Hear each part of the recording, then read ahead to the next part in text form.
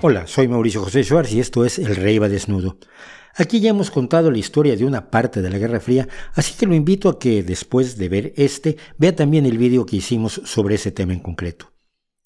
Como comentamos allí, la Guerra Fría se peleó fundamentalmente por poderes, es decir, por grupos apoyados unos por el bloque soviético y el otro por el bloque atlántico, lo que esencialmente significaba la Unión de Repúblicas Soviéticas Socialistas por un lado y los Estados Unidos de América por otro. Movimientos sociales, políticos y guerrillas armadas apoyados por los soviéticos que buscaban instaurar estados comunistas en Asia, África y América Latina sobre todo, aunque los hubo europeos, japoneses y de otros lugares, y gobiernos apoyados por los Estados Unidos que en muchísimos casos divinieron en dictaduras horrendas y sanguinarias que reprimieron brutalmente a la izquierda comunista, pero también incluso a los más suaves reformistas democráticos en sus países, con resultados que hoy siguen provocándonos escalofríos, como las torturas de las dictaduras suramericanas y la práctica de estas de arrojar vivos al mar a los disidentes desde aviones, los llamados vuelos de la muerte. Pero la Unión Soviética y los Estados Unidos nunca combatieron entre sí durante la Guerra Fría,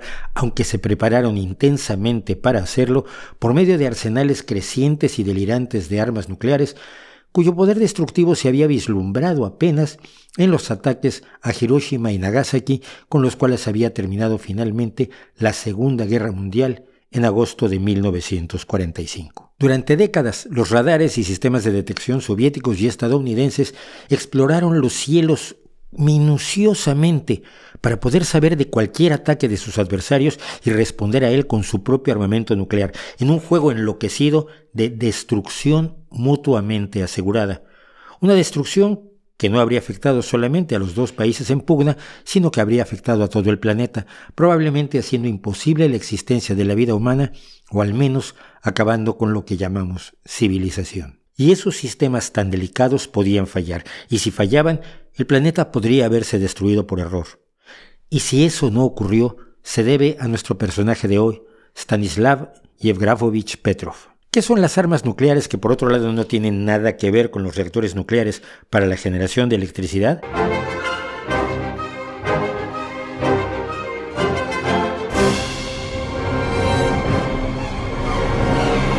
La Segunda Guerra Mundial no había comenzado aún cuando Albert Einstein le envió una histórica carta al presidente de los Estados Unidos, Francis Delano Roosevelt.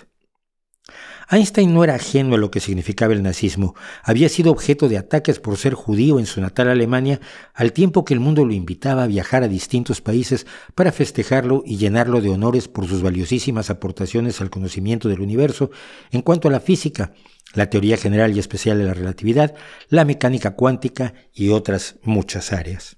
En enero de 1933, Einstein estaba en una nueva visita a los Estados Unidos cuando el presidente alemán Paul von Hindenburg, que había ganado las elecciones en marzo de 1932, decidió nombrar canciller de Alemania a Adolf Hitler. En ese momento, Einstein supo que no podría volver a Alemania y formalizó su emigración a los Estados Unidos, aceptando un puesto como profesor en el recién inaugurado Instituto de Estudios Avanzados de Princeton, en Nueva Jersey, donde seguiría trabajando hasta su muerte. Einstein era un pacifista convencido, pero también era un convencido de todo el mal que podría provenir del nazismo. A medida que Hitler se convirtió primero en dictador para levantar a Alemania como potencia militar y empezar a hacer exigencias territoriales que comenzaron con la anexión de Austria por parte de Alemania, era evidente para muchos que la guerra estaba en el horizonte. Y Einstein era uno de ellos. Y una guerra contra los nazis debía ser ganada o la debacle sería verdaderamente cataclísmica a muy, muy largo plazo. Con esto en mente, el físico Leo Szilard, después de consultar con sus colegas Edward Teller y Eugene Wegener, escribió una famosa carta que Einstein firmó y envió al presidente Roosevelt el 2 de agosto de 1939, menos de un mes antes del inicio de la guerra. En ella decía: algunos trabajos recientes de E. Fermi y L. Szilard que me han sido comunicados en forma manuscrita me llevan a esperar que el elemento uranio pueda convertirse en una nueva e importante fuente de energía en el futuro inmediato. Y más adelante decía: en el curso de los últimos 4 meses se ha hecho probable, a través del trabajo de Joliot en Francia, así como el de Fermi y Szilard en los Estados Unidos, que puede ser posible establecer una reacción nuclear en cadena en una gran masa de uranio, con lo que se generarían grandes cantidades de energía y grandes cantidades de nuevos elementos similares al radio. Ahora parece casi seguro que esto podría lograrse en un futuro inmediato. Este nuevo fenómeno conduciría también a la construcción de bombas, y es concebible, aunque mucho menos seguro, que puedan construirse así bombas extremadamente poderosas. Una sola bomba de este tipo, transportada en un barco y explotada en un puerto, podría muy bien destruir todo el puerto junto con parte del territorio circundante. Sin embargo, tales bombas bien podrían resultar demasiado pesadas para el transporte aéreo. A continuación, la carta sugería a Roosevelt que se pusiera en contacto con los físicos que trabajaban en la reacción en cadena, asegurarse el suministro de uranio para los Estados Unidos y financiar investigación experimental sobre el tema. La carta terminaba con una sugerencia sesgada. Tengo entendido que Alemania ha detenido la venta de uranio de las minas checoslovacas de las que se ha apoderado. Que haya tomado una acción tan temprana quizás podría entenderse sobre la base de que el hijo del subsecretario de Estado alemán, von Weizsäcker, está adscrito al Instituto Kaiser Wilhelm en Berlín, donde se está replicando parte del trabajo estadounidense sobre el uranio. En resumen, señor presidente, puede haber un arma poderosa en estos avances científicos y Alemania está consciente de ello. Einstein no sabía, quizás Roosevelt sí gracias a sus espías, que ya en abril de 1939 Alemania había emprendido su programa de armas nucleares bajo el nombre de Uranverein, Club del Uranio o Uran Project, Proyecto del Uranio, que se intensificó al comenzar la guerra con la invasión alemana de Polonia el 1 de septiembre de 1939. Una semana después del inicio de la Segunda Guerra Mundial, el 7 de septiembre de 1939, nacía en Vladivostok Stanislav Yevgrafovich Petrov, hijo de una enfermera y un ingeniero aeronáutico que además era piloto de cazas y que tendría una intensa actividad durante la Segunda Guerra Mundial, después de que Hitler rompiera su pacto de no agresión e invadiera la Unión Soviética en 1941. Roosevelt emprendió en 1939 lo que hoy se conoce como el Proyecto Manhattan para explorar la propuesta de la Carta de Einstein, y para 1941 reunió a físicos destacados de Estados Unidos, Canadá y el Reino Unido en un programa atómico militar con todo el apoyo del gobierno. La carrera nuclear entre los aliados y la Alemania nazi se vio afectada para esta última por el hecho de que numerosos físicos, ingenieros y matemáticos alemanes de primer nivel habían huido del nazismo, ya fuera por la politización del mundo académico, por ser judíos o por simplemente no simpatizar con las ideas del Reich. Mientras tanto, en la Unión Soviética, al físico Georgy Fliorov le empezó a parecer extraño que el tema de la fisión nuclear hubiera desaparecido de las revistas científicas y astutamente sospechó que los aliados estaban desarrollando un arma sobre esas bases. En 1942 le escribió a Stalin urgiéndolo a emprender su propio programa nuclear, que se hizo pero avanzó con enorme lentitud debido a la invasión nazi. La guerra en Europa terminó en mayo de 1945 sin que ninguno de los bandos en pugna hubiera conseguido un arma nuclear. Estados Unidos probó la primera el 16 de julio en el desierto de Nuevo México y finalmente utilizó las únicas 2 bombas que produjo en las semanas siguientes para el bombardeo de Hiroshima y Nagasaki, que forzó la rendición de Japón y el fin definitivo de la guerra. Por cierto, si le interesa el debate histórico, ético y militar sobre la decisión de usar estas armas, en la descripción está un vídeo que dedicamos al tema. Al saber de los bombardeos atómicos, Stalin intensificó la investigación apoyándose en los datos y científicos que había capturado del proyecto nuclear alemán y en sus espías dentro del proyecto Manhattan de los aliados, como el famoso Theodor Hall. El 29 de agosto de 1949, finalmente la Unión Soviética detonó su primera bomba atómica en Kazajstán. Y el mundo no volvió a ser el mismo.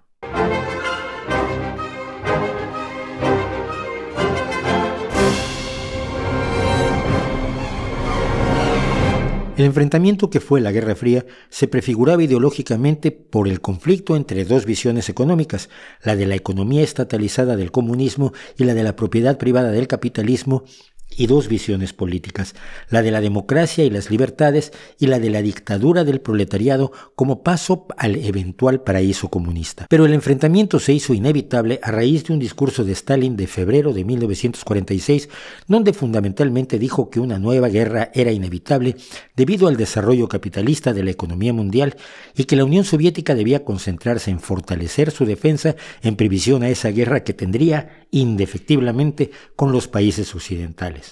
Una interpretación del expansionismo y actitud de nosotros contra ellos, de la Rusia presoviética y de la Unión Soviética de Stalin de ese momento, fue proporcionada por el analista George F. Kennan y llevó a la idea de que Estados Unidos y sus aliados debían contener a los soviéticos, lo que se convirtió en un pilar de la política exterior estadounidense durante los siguientes 50 años. El enfrentamiento se vio complicado por un asunto meramente científico.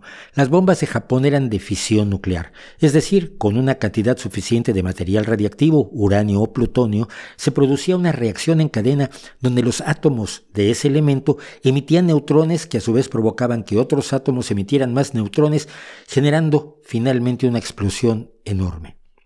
Las explosiones de Hiroshima y Nagasaki habían liberado energías de unos 20 o 30 kilotones, que son miles de toneladas de TNT o trinitrotolueno. Pero una bomba de fisión tiene un límite a su potencia. La mayor bomba de este tipo jamás detonada liberó unos 540 kilotones de potencia. Pero los físicos pronto vieron que era posible hacer bombas de fusión o bombas termonucleares, también llamadas bombas de hidrógeno, que en lugar de fisionar o dividir núcleos de materiales altamente pesados, fusionaran núcleos de átomos ligeros, como lo hace el Sol, con el hidrógeno, el helio y otros elementos. Una bomba así podría tener una fuerza de millones, no miles, de toneladas de TNT. La mayor de estas bombas jamás probada en la historia, por ejemplo, la Tsar Bomba, que hizo estallar la Unión Soviética en 1961, tenía una potencia de 50 millones de toneladas de TNT. A partir de 1949, y con la obtención de la bomba nuclear por parte de la Unión Soviética, la locura se apoderó de los dirigentes de las dos potencias. Con la lógica militar de que si eres más débil es más probable que te ataquen, ambas potencias se dedicaron a construir más y más potentes bombas termonucleares apuntadas a blancos estratégicos en territorio de sus adversarios. Fue la carrera armamentística nuclear. Mientras esto pasaba, el joven Stanislav Petrov, que en realidad quería ser artista, fue obligado por sus padres a enrolarse en el ejército siendo adolescente, pues su madre se había embarazado de nuevo y la familia no podía mantener a 4 integrantes. Dado que destacó en matemáticas, fue a la Universidad Técnica de la Fuerza Aérea Soviética, donde estudió sistemas de radar a larga distancia, graduándose de la Escuela Superior de Ingeniería de Aviación Militar de Kiev. Los años siguientes fueron de incesantes tensiones entre la Unión Soviética y los Estados Unidos, de espionaje cruzado, de mejores armas, incluyendo el desarrollo de la bomba de hidrógeno. El lanzamiento del Sputnik ruso, que arrancó también la carrera espacial, implicaba que existían potentes cohetes que se podían usar para llevar una carga nuclear hasta el enemigo, dando origen a los cohetes balísticos intercontinentales. Se crearon también submarinos capaces de llevar armas nucleares cerca de la costa de los enemigos. Acercar las armas al adversario fue una política que hizo crisis en 1962,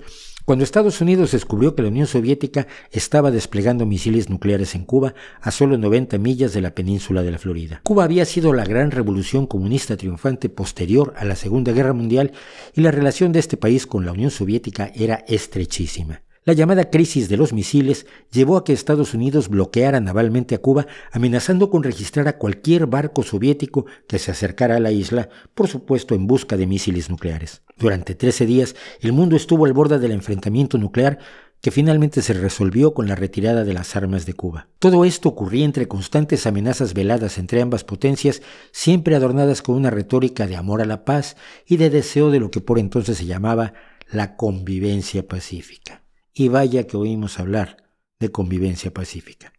Pero también era la época de sistemas para detectar un posible ataque del enemigo a fin de poder responder a él con todo el arsenal nuclear que el atacado tuviera a su disposición. Igualmente, en 1963 se firmó el primero de muchos tratados de limitación de pruebas y cantidad y potencia de armas nucleares. Desde 1968 estos tratados afirman buscar el desarme nuclear total, algo que, por lógica, ninguno de los adversarios haría nunca. En 1960 Estados Unidos tenía más de 18.000 armas nucleares y la Unión Soviética tenía solo 1.600.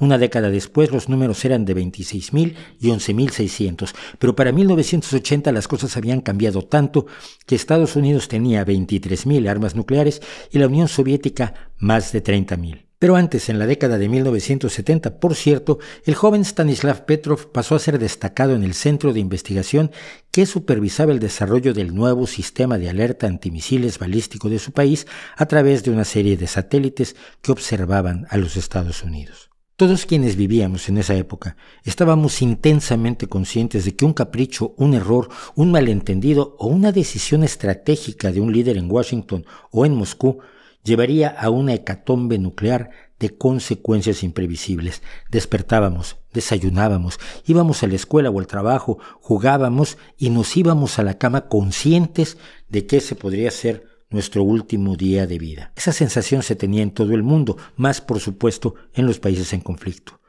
Conforme se conocía más sobre los efectos que habían tenido solamente las pruebas nucleares de las potencias en nuestra atmósfera, a las que se iban sumando además las de China, Francia, Reino Unido, Pakistán e Israel, era claro que el futuro posterior a un apocalipsis nuclear era enormemente oscuro.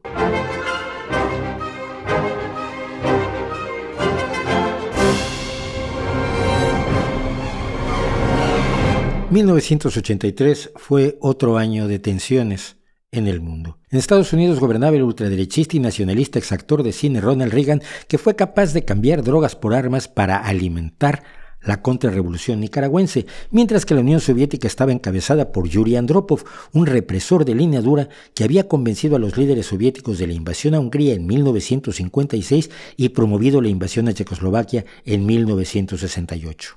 Tal para cual. Y el 8 de marzo Reagan había dado un incendiario discurso proclamando que la Unión Soviética era un imperio del mal y oponiéndose a la congelación nuclear en nombre del apaciguamiento del enemigo. Poco después, el 23 de marzo, anunció una supuesta iniciativa de defensa estratégica con satélites con láser que crearían un escudo estadounidense contra los misiles de la Unión Soviética. Esto quería decir que de construirlo, Estados Unidos podría emprender una guerra nuclear y ganarla, cuando la doctrina desde 1949, como vimos, había sido la de la destrucción mutuamente asegurada. En este escenario, el 1 de septiembre un caza de la Unión Soviética derribó, confundiéndolo con un avión militar estadounidense, a un vuelo comercial de Korean Airlines, matando a sus 269 ocupantes, entre ellos el diputado estadounidense Larry McDonald.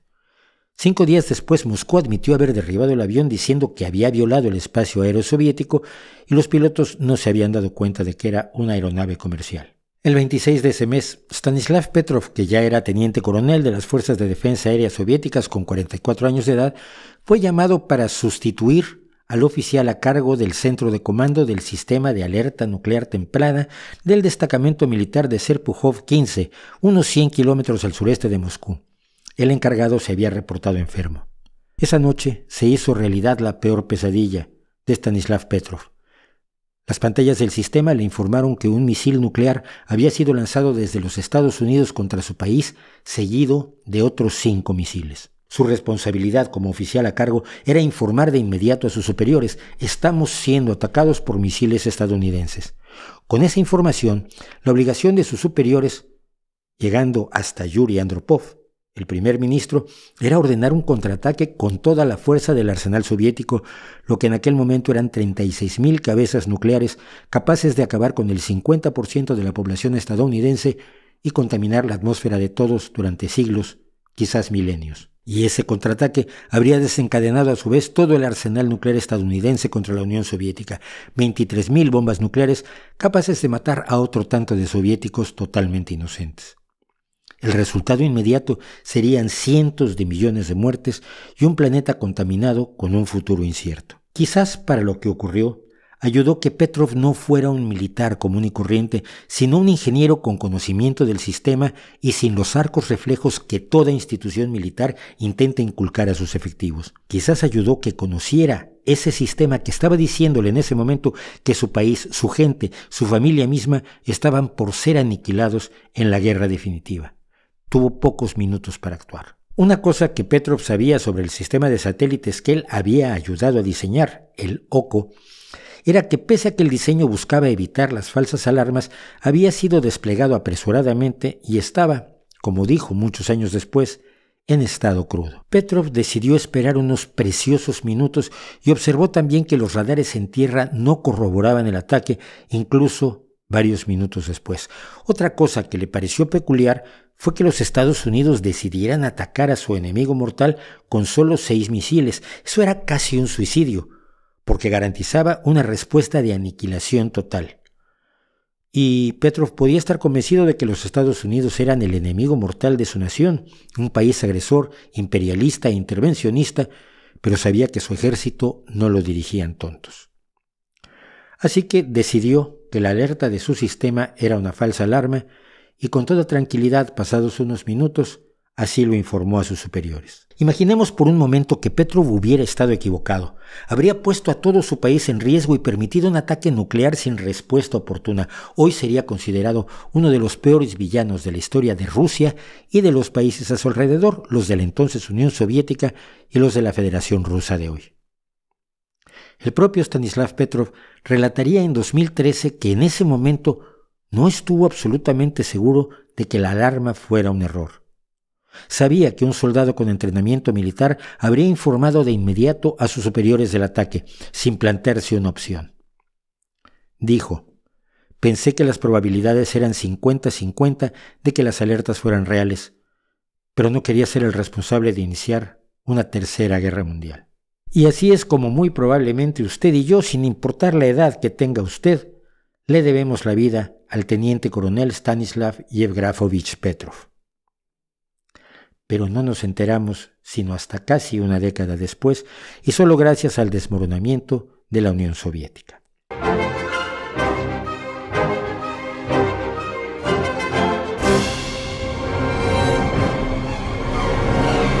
Cuando los superiores de Petrov recibieron el informe de una falsa alarma nuclear, sometieron al teniente coronel a un intenso interrogatorio del cual salió airoso dentro de lo posible. El entonces comandante de las unidades de defensa contra misiles de la Unión Soviética, el general Yuri Votintsev, fue el primero en conocer el reporte de Petrov y señaló que sus acciones correctas habían sido debidamente tenidas en cuenta por el ejército. Votintsev le prometió una recompensa a Petrov, pero al mismo tiempo lo reprendió porque al presentar los documentos había omitido describir el incidente en el diario de guerra que debía completar todo oficial a cargo. Petrov explicó que tenía el intercomunicador en una mano, el teléfono en otra, y no tenía una tercera para hacer las anotaciones. Finalmente, Petrov pagó, de alguna manera, el haber sido el salvador del mundo. Los ejércitos no son solo sangre y armas, obediencia ciega y disciplina militar. Son también burocracias interminables y mucho más en países autoritarios. Al final, Petrov no recibió ninguna recompensa. Según contaría él mismo años después, este incidente y otros problemas del sistema de detección de misiles que se descubrieron a raíz de lo acontecido el 23 de septiembre habían sido un problema para sus superiores militares y para los científicos a cargo. Según el rígido sistema soviético, si se recompensaba a Petrov se debía castigar a los militares y científicos que habían cometido el error. La política que se aplicó fue fingir olvido. Todos siguieron en sus puestos, pero Petrov fue asignado a un puesto menos delicado en cuanto a seguridad, se le hizo a un lado y finalmente decidió jubilarse tempranamente por decisión propia para cuidar a su esposa que sufría cáncer del cerebro. Después, Petrov sufrió una crisis nerviosa. La escasa pensión que recibía del ejército lo obligó a plantar patatas en un pequeño huerto fuera de su edificio para poder sobrevivir. Como diría años después para el documental danés El hombre que salvó al mundo, él no pensaba que debiera considerarse a sí mismo un héroe. Todo lo que sucedió me era poco importante. Todo lo que sucedió me era. Mi difunta esposa durante 10 años no supo nada al respecto. ¿Qué hiciste?, me preguntó. Nada. No hice nada. Y a veces no hacer nada es hacer lo correcto. A raíz de las políticas democratizadoras de Gorbachev en la Unión Soviética y la disolución del país en el periodo de 1989 a 1991, el general Votintsev pudo publicar sus memorias revelando en ellas el incidente de 1983 y el papel que Petrov había jugado en él. El mundo se interesó de inmediato por el teniente coronel. Su decisión de no informar fue valorada así por el experto en la parte nuclear de la Guerra Fría, Bruce Blair. Los más altos líderes, con solo un par de minutos para decidir y habiendo sido informados de que se había lanzado un ataque, tomarían la decisión de lanzar represalias. como probablemente lo hubiéramos hecho usted o yo. Piénselo un poco. En años posteriores, Stanislav Petrov recibiría numerosos reconocimientos y premios en distintos países, algunos de ellos con recompensa en metálico, pero ninguno en la Federación Rusa de la antigua Unión Soviética. Fue homenajeado en las Naciones Unidas y el director danés Peter Anthony hizo el mencionado documental que ganó algunos premios en el Festival de Cine de Woodstock. Stanislav Petrov murió el 19 de mayo de 2017 a los 77 años de edad. ¿Y la causa de la falsa alarma? Una infrecuente alineación de los reflejos del Sol en las nubes sobre el estado de Dakota del Norte y la peculiar órbita elíptica de los satélites de alerta temprana soviéticos hizo que estos confundieran la luz con las estelas de los misiles que debían detectar. Error que se solucionó haciendo una referencia cruzada de estos satélites con otros de órbita geoestacionaria.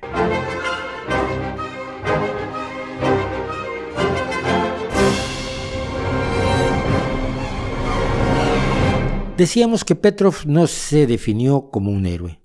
Dijo, solo estaba haciendo mi trabajo y fui la persona correcta en el momento correcto. Nada más. Su caso, sin embargo, no es único. Hay varios militares soviéticos y estadounidenses que influyeron para evitar ataques nucleares que habrían desatado la guerra final. Hoy mismo, los arsenales nucleares del mundo reúnen casi 13.000 armas de destrucción masiva, unas 6.000 de Rusia, más de 5.000 de los Estados Unidos, unas 300 francesas, 350 chinas, 225 británicas y el resto de Israel, Pakistán, la India y Corea del Norte. Hoy mismo, aunque no tengamos la aguda conciencia que teníamos durante la Guerra Fría, sigue existiendo el riesgo de que una falsa alarma provoque una involuntaria guerra nuclear o que lo haga una decisión voluntaria de un líder enloquecido. ¿Qué es lo que debemos festejar de la forma de actuar o no actuar de Stanislav Yevgrafovich Petrov? Quizá no sea demasiado claro. Lo que hizo Petrov fue pensar críticamente, pensar libremente, pensar con rigor, tomar los datos a su alcance, su experiencia, la lógica de lo que sería un ataque nuclear real y ponerlos en la balanza de su capacidad racional, dejando a un lado los condicionamientos militares, ideológicos, incluso patrióticos o subjetivos de otro tipo. Ajustarse a los hechos, a los datos, a la lógica y tomar decisiones con base en ellos y no con base en el miedo, en la indoctrinación, en las convicciones, en la religión, en el fanatismo o en la obediencia ciega. Eso fue lo que hizo Stanislav Petrov, y por tanto es ante todo un héroe del pensamiento crítico, de la aproximación racional a los acontecimientos de la realidad para normar nuestras acciones. Stanislav Petrov nos salvó a todos porque pensó racionalmente. Si alguna lección nos dejan no solo las decisiones que tomó el 26 de septiembre de 1983, sino la forma en que asumió su vida durante los siguientes 34 años, incluso como chivo expiatorio de la Unión Soviética, es la del ejercicio del pensamiento como forma preferible y privilegiada de abordar la realidad. Es una lección aplicable a todo lo que hacemos, decimos y decidimos todos, aunque no sea de una trascendencia tal que salve al mundo. Hay que usar la razón para ser siempre la persona correcta en el momento correcto, haciendo su trabajo y nada más. Suena muy sencillo, pero no es poca cosa. ¿No cree usted?